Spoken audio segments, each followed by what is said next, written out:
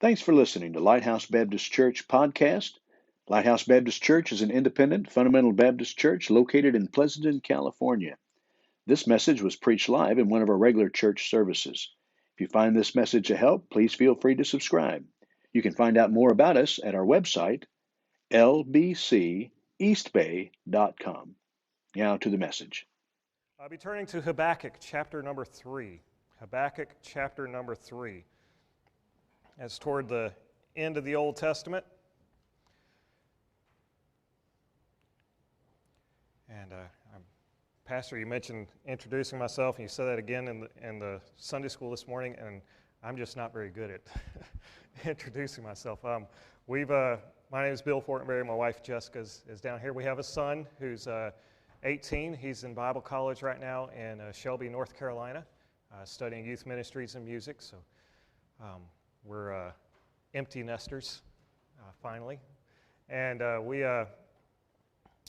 were in the ministry for couple of years right after graduating from Bible college ourselves, and God kind of closed the door through different situations. We didn't want to step aside and go into business, but God kind of led that way and forced us, and it was very clear.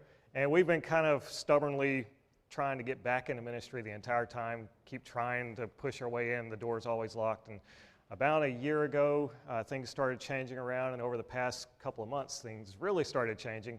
And we've been trying that knob that's been locked on ministry. We've been trying that knob on that door, and now all of a sudden the door's flung wide open, and all kinds of opportunities have opened up, and we're just excited about what God's been working for in our lives, and then excited about the future wherever He has us going to serve Him. We have no clue where He's going to lead us. We're just out looking at all the different opportunities to see what God leads.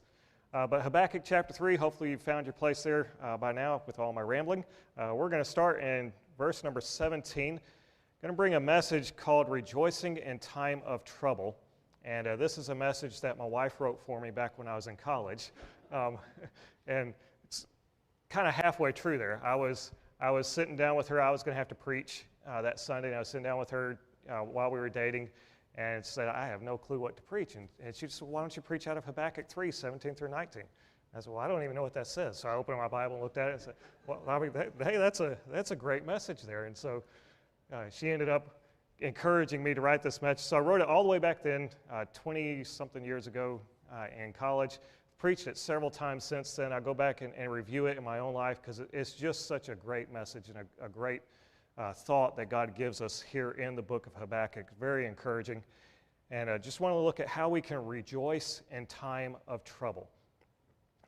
Look at verse number 17. Although the fig tree shall not blossom, neither shall fruit be in the vines, the labor of the olive shall fail, and the fields shall yield no meat. The flock shall be cut off from the fold, and there shall be no herd in the stalls. Yet I will rejoice in the Lord. I will joy in the God of my salvation. The Lord God is my strength, and He will make my feet like hinds' feet, and He will make me to walk upon mine high places, to the chief singer upon my stringed instruments. And we're not so much of an agrarian society anymore in America. So we have all of our factories, and very few of us actually survive based off of how well the farms perform in our country. But in Israel at this time, they were an agrarian economy. So if the farms were doing well, the nation was prosperous. If the farms were not doing well, the nation starved. And so what Habakkuk is describing here in verse 17 is a time of total economic collapse. So the nation of Judah is about to go through a complete and total collapse of their economy. Their fruit trees have failed to even produce flowers. And of course, you can't have fruit without the flower. And so they haven't produced even flowers, so they're not going to have any fruit. The vines have not produced any grapes. They harvested olives, but then something happened between the time of the harvest of the olives and the time of pressing the olives to get the oil, so that they weren't able to get any oil out of it. And we don't know if it was from robbers coming in and stealing it, from fires or whatever. Something happened to prevent the olives from producing any oil. Their fields are completely barren. There's no wheat for making bread, and all of their livestock has been stolen. So they're facing starvation and death on a national scale. I mean, this is a terrible time in the nation of Judah. And yet, Hezekiah opens up verse 18, "Yet will I rejoice in the Lord." I mean, you have to think, what is wrong with this guy? I mean, everything's about to fall apart. They're all about to die. And he says, "Yet I will rejoice in the Lord." And so, instead of thinking, what's wrong with him, maybe we should think, what's right with this guy? What does this guy see that the rest of his nation did not see? How is he able to look at this economic collapse and the death of thousands of his fellow citizens and still respond with rejoicing? So to see that, we're going to start all the way back at the beginning of the book, and we're going to go through the entire book of Habakkuk. And I know we've got ice cream waiting, so I'm not going to go too slow through this. We're going to try to go quick. And it's only 3 chapters. So Habakkuk chapter 1. We're going to look at a couple things. First of all, we're going to look at the nation. So first of all, looking at the nation, and a little bit of a background story here. With the nation, we have first a wicked ruler. And this is not in Habakkuk, but if you wanted to study what was going on at this time, this is during the reign of Jehoiakim. Jehoiakim was a foolish king who taxed the nation into poverty. They were prosperous before. He came in, increased the taxes exorbitantly just for his personal selfishness, and taxed the nation into poverty. So that's who's reigning at this time. Jehoiakim was also one of the most wicked rulers in the history of Judah. He was so wicked that God personally cursed him and commanded that his name be removed from the genealogies. Jeremiah chapter 22, verse 29, or verse 30, God says, "Write ye this man childless." And so he already had a son, and so what the Jews did is they took his son and wrote in their genealogies that his son was the son of his dad. And so it skips him in the genealogies. If you read in the book of Matthew, the genealogies don't match up in Matthew versus the genealogies written before this time. In Matthew, the genealogy reads from Josiah to Jeconiah. And in the genealogies before, it read from Josiah, Jehoiakim, and then Jeconiah. And so God had him completely taken out. And we can see that they say, people read the book of Matthew and say, "Oh, it's an error that Matthew forgot a name." It wasn't an error. God commanded them to take him out of the genealogy. That's how bad this king was. He was so bad that in Jeremiah, God also said that he was going to be buried like the carcass of an animal. No one's going to mourn for him. When he died, they just took his body and kind of tossed it into a ditch. I mean, he's the king. and they just tossed his body in a ditch and let it rot. And didn't care at all that he was gone, rejoiced, in fact, that he was gone and they were no longer under his rule. That's who was ruling when Habakkuk wrote this. So that's the time period, that's the nation. He was under a very wicked ruler. As a result of that, we see the next point that in this nation, the nation was a land of violence and strife. And we can pick that up here in verse number 1. "The burden which Habakkuk the prophet did see, O Lord, how long shall I cry, and thou wilt not hear? Even cry out unto thee of violence, and thou wilt not save. Why dost thou show me iniquity, and cause me to behold grievance? For spoiling and violence are before me, and there are that raise up strife and contention. Therefore the law is slacked, and judgment doth never go forth. For the wicked doth compass about the righteous, therefore wrong judgment proceedeth." And so Habakkuk begins this book commenting on the condition of Judah under the reign of Jehoiakim. And he saw Judah as a land of great violence, a land of iniquity. Jehoiakim's taxes had driven the people into a time of constant internal strife. When people are starving, they're going to steal from each other. They're going to steal, of course, the people they're being stolen from aren't going to like that. They're going to fight back, and so you have wars, you have fighting, you have people being killed, all because they're being starved by their government. Jehoiakim was so focused on money that he had completely abandoned his responsibility to enforce the rule of law. And so the judges weren't out prosecuting criminals anymore. So the criminals thought, hey, this is a heyday. We can just do whatever we want because there's no punishment for it. Crimes were never punished, wickedness increased, and Habakkuk probably felt like he was the only righteous man left in the nation. We've seen that in many of the other prophets. Jeremiah thought the same thing. Elijah thought the same thing. These prophets thinking, hey, I'm the only one.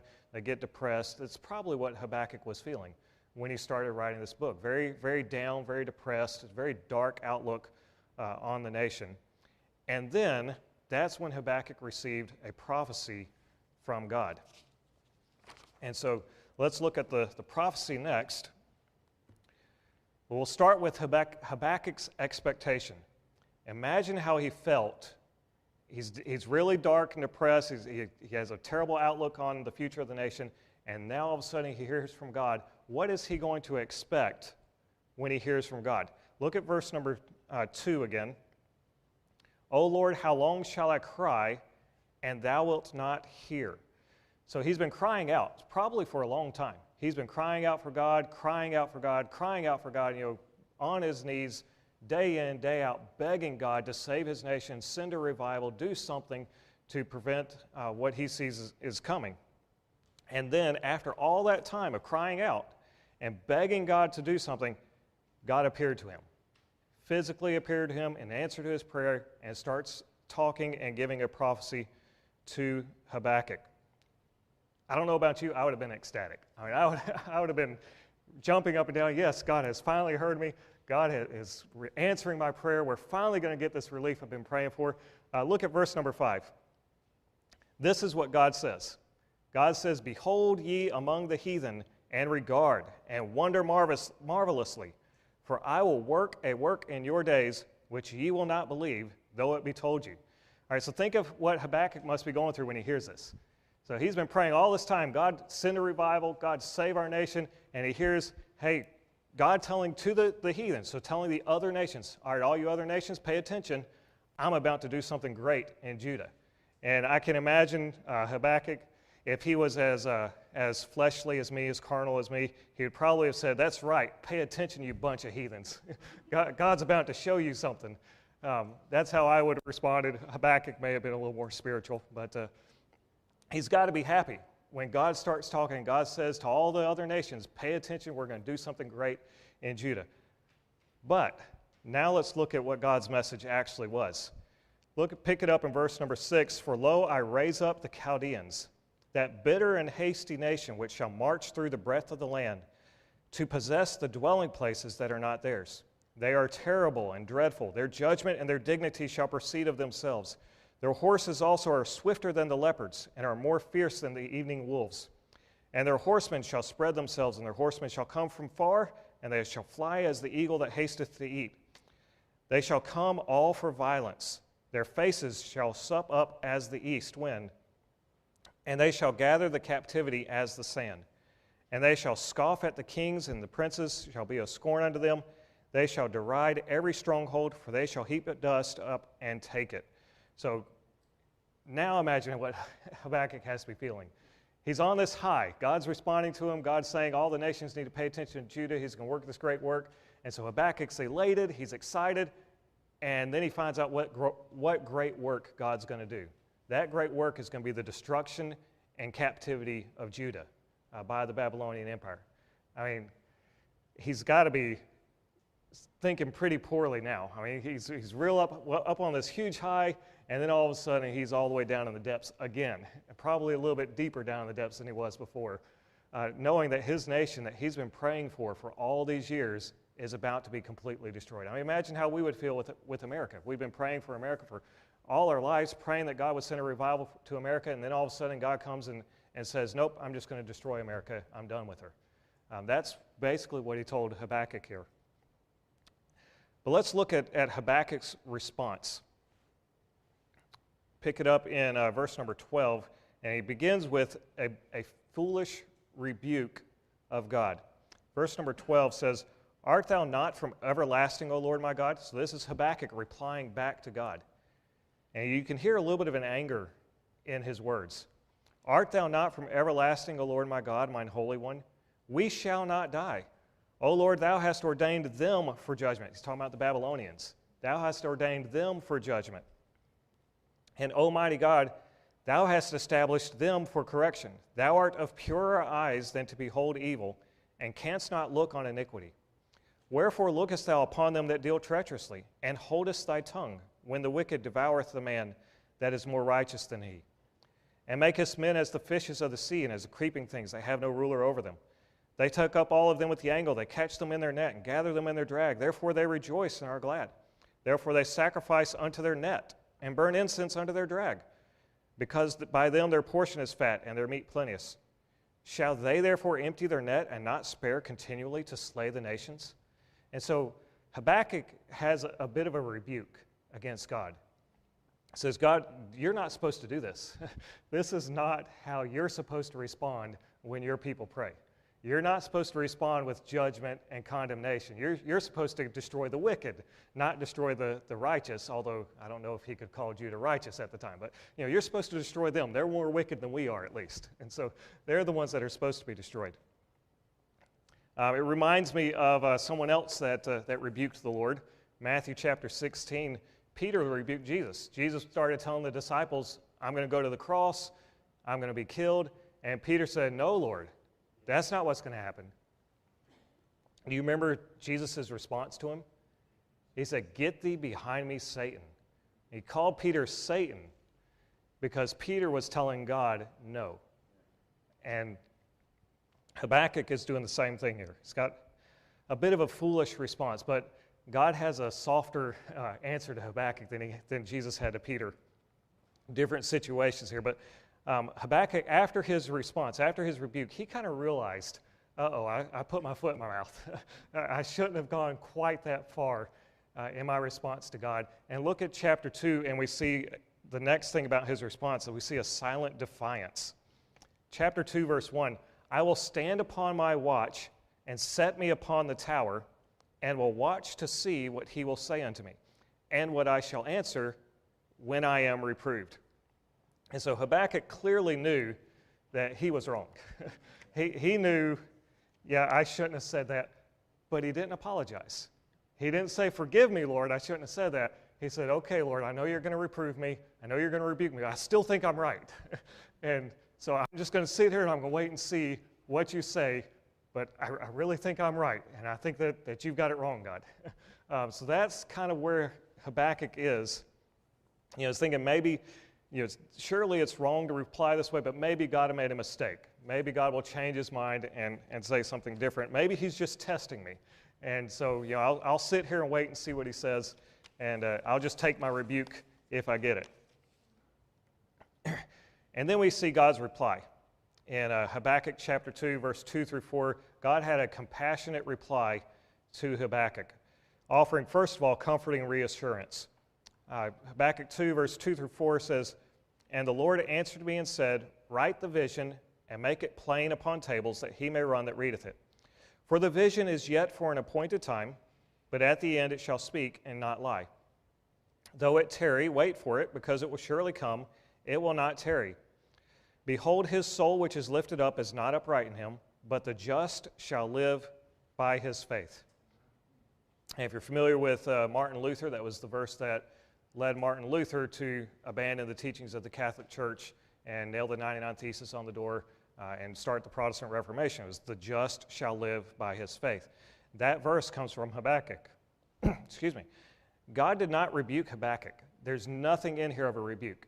Like Jesus rebuking Peter saying, Get thee behind me, Satan. There's no rebuke. God just moved right on, as if Habakkuk had never even questioned him. He just moved right on into the next part. Now, there's going to be a soft rebuke in a minute, but there's not that harsh rebuke that Jesus had for Peter. And he tells Habakkuk instead that justice is going to prevail in the end. And if we read all of chapter 2, we're not going to take the time to go through all of it, but read it on your own, read chapter 2. It's about the destruction, the eventual destruction of Babylon. And so God is saying, yes, Babylon's going to come in, they're going to destroy Judah, but it's okay, in the end, good will triumph. Evil's going to come to the fore for a little time, but eventually they're going to pay for what they do. And the people are going to return to the land. We're going to have a revival eventually later on down the road. It's just going to be hard right now, but the righteous, they will live by their faith.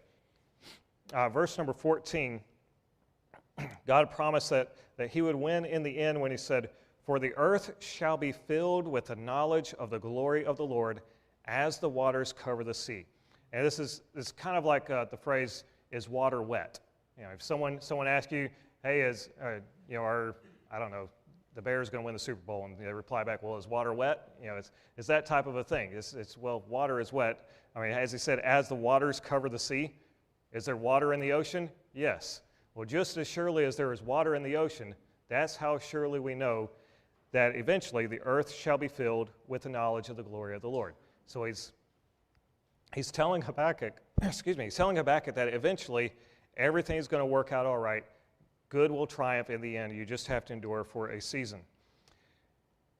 Verse number 20 again says the same thing, but the Lord is in his holy temple. Okay, so God is in his holy temple. He's the one that's in control. Even though the wicked may come to the forefront for a little while, God is still in control. Just sit back and wait. And then we have a passive rebuke of Habakkuk right there at the end of verse 20. Let all the earth keep silence before him. So the Lord is in his holy temple. Let all the earth keep silence before him. Well, who's speaking right now? It's not the rest of the earth. It's Habakkuk. and God kind of passively says, everyone on earth needs to be quiet in front of me, and that includes you, Habakkuk. And so he didn't quite say, shut up, sit down, remember your place, but that's basically what was implied there. You know, Habakkuk, you just need to remember God's in control, you be quiet, and you watch and see what the Lord will do. Kind of like Moses when they were crossing the Red Sea, stand still and see the salvation of the Lord. Instead of all the people worrying about the Egyptian army behind them, they're all freaking out that they're going to die. Oh, woe is us. You brought us out here just so they can kill us. And he says, stand still and see the salvation of the Lord. And so that's the same thing that God is saying to Habakkuk, just very softly, phrasing it kind of passively instead of directly at him. And I imagine it's probably because of God's compassion, that Habakkuk's been crying out this whole long time, and God understands, you know, as it says later, he knoweth our frame, that we are but dust. He knows that Habakkuk he wasn't being rebellious and rebuking God. It was just his passion got the better of him. And he recognized that Habakkuk wouldn't normally have just responded angrily like that. And so his rebuke was also tempered with compassion. And that brings us to chapter 3. And chapter 3, the very first verse says, a prayer of Habakkuk the prophet upon Shigionoth. And so this is Habakkuk's prayer. And so after all this has taken place, after he's cried out all this time, after he's heard from God and got excited and elated, and then his hopes are dashed because God says that he's going to destroy the nation. After all that, and then God comes and tells him, hey, actually the nation's going to be destroyed, but don't worry, I'm still in control, righteousness will triumph. After all that, Habakkuk now replies. And he begins with an apology. He apologized for his rash response, and he admitted that he had spoken out of fear instead of faith. Verse number 2 says, O Lord, I have heard thy speech and was afraid. O Lord, revive thy work in the midst of the years. So I heard thy speech and was afraid. Not I heard thy speech and am afraid. I was afraid. Now he's not. And so he's talking to God saying, you're right, Lord. I shouldn't have done that. I responded out of fear instead of out of faith. But now I'm going to respond out of faith. And then he begins a plea for mercy in the same verse. He says, O Lord, I have heard thy speech and was afraid. O Lord, revive thy work in the midst of the years. Now, the years he's talking about there are the years when Judah is going to be in captivity. So during that time, he's saying, Lord, revive thy work. Send a revival even during the captivity. And look at the next part. In the midst of the years, make known, in wrath remember mercy. So in the midst of those years, yes, we're reaping your wrath, but please have mercy on us. Don't let your wrath go all the way to completely destroying us, completely removing the righteous out of Judah. Remember your work and revive the nation of Judah. That prayer quite possibly could be why we have Daniel and Shadrach, Meshach, and Abednego, and these men during the Babylonian captivity. You have Ezra and Nehemiah, great men of God during the time of the Babylonian captivity. Very possibly could be because of Habakkuk's prayer that God would revive his work, and in the midst of that time of tribulation would still have mercy on the nation of Judah. And then Habakkuk gives a new perspective. The majority of chapter 3 is Habakkuk recounting the prophecy of Judah's destruction from a different perspective. So remember in chapter 2, the perspective is from God's perspective, saying, I'm bringing judgment, I'm going to destroy the nation. Now Habakkuk is looking at that same prophecy, and he's seeing it through different eyes. Let's start looking down at verse number 12. Thou didst march through the land in indignation, thou didst thresh the heathen in anger.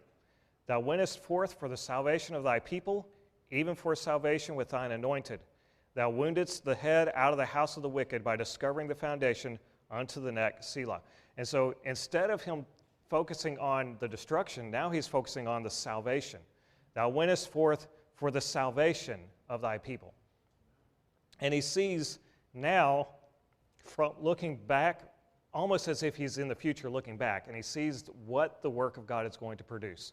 This time of trouble, this time of tribulation is going to produce the salvation of the people. And so he's praising God for that salvation. And then I just like the way that verse ends. Thou woundest the head out of the house of the wicked by discovering the foundation under the neck. He's saying you're going to cut the wicked's head off. That's what he's saying. It's very eloquent, very poetic, and he's basically just saying, God, you're going to chop their heads off. And he's rejoicing at Selah. Think about this. Habakkuk was not a very passive man, apparently. He kind of liked the violence that was going to come against the wicked. Verse 14 again is the same. Thou didst strike through with staves the head of his villages. So that's after he cut his head off, he's going to stick it on a sharp pole and put it up in front of the village and parade it around. So that's basically what Habakkuk is saying there. But it's a completely different perspective than what he had before. Now, instead of being in depression, now he is rejoicing because he sees how God is going to work things out in the end. He admitted that when he first heard of God's coming judgment against Judah, he was afraid. Verse number 16, when I heard, my belly trembled, my lips quivered at the voice. Rottenness entered into my bones, and I trembled in myself, that I might rest in the day of trouble. When he cometh up unto the people, he will invade them with his troops. So he's saying, when I first heard this, I was afraid. My belly trembled, my lips quivered, my bones felt like they were breaking. I had no strength in my body. I was afraid. But then, after all that, that's when he comes back to Habakkuk 3, 17 through 19. He eventually found himself rejoicing because he knew no matter what happened, God was still in control. Let's read it again. Although the fig tree shall not blossom, neither shall fruit be in the vines, the labor of the olives shall fail, and the fields shall yield no meat.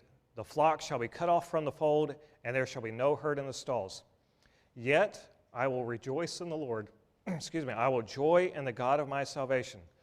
The Lord God is my strength, and he will make my feet like hinds' feet, and he will make me to walk upon mine high places. And then he addresses it to the chief singer upon my stringed instruments, saying, I want you to make a song out of this entire prophecy. I'm rejoicing so much, I want to put this thing to song and put it to music, and I want to sing it to people. And I mean, just imagine how much of a change that is from the beginning of the book to the end of the book. He ended his book with this kind of strange comment about God making his feet like hinds' feet. And it's not really consistent with the rest of the book for him to use that type of a language. He doesn't use that type of, that's more the language of a shepherd. It's not the language of someone that's more of a warrior like the rest of Habakkuk's information is. And it's a language of a shepherd because he's quoting a shepherd. He's quoting David in Psalm 18 and verse number 30. And David has just, when he wrote Psalm 18, he had just come through a time of great trial. And he was looking back after going through that time of great trial, and this is what he wrote. As for God, his way is perfect. The word of the Lord is tried. He is a buckler to all those that trust in him. For who is God save the Lord? Or who is a rock save our God? It is God that girdeth me with strength, that maketh my way perfect. He maketh my feet like hinds' feet, and setteth me upon my high places. So David concluded that psalm with saying, the Lord liveth, and blessed be my rock, and let the God of my salvation be exalted. Do y'all know that song that has it? All right, yeah. So that song came from that psalm where David has gone through this terrible time in his life, and I looked it up at one point, but I can't remember exactly which trial it was, but he had many trials. It was after one of his trials that he wrote this psalm, and he said, "He maketh my feet like hinds' feet." And Habakkuk was thinking back on that psalm, and it brought comfort to him during his time of trouble. He's looking forward to a time of trouble. And now he's looking at the Psalm of David and says, just like David rejoiced, I'm going to rejoice before I even go into it. As we go through times of trouble also in our lives, all of us are going to face them. If you haven't, you must have amnesia. But all of us are going to go through times of trouble. We have already. We're going to face more in the future. That's just the nature of the Christian life. Yea, all they that will live for God shall suffer persecution. It's just part of the Christian walk. But we can have that same confidence that Habakkuk had, that God will triumph in the end. It's all working out for our good. All things work together for good, them that love God, who are called according to his purpose. Okay, so it's all working out for our good. And we can quote another Psalm of David where he wrote, "I shall not die, but live and declare the works of the Lord." So let's keep that in mind as we go through times of trial. Remember Habakkuk, remember his example, and remember that God is always in control.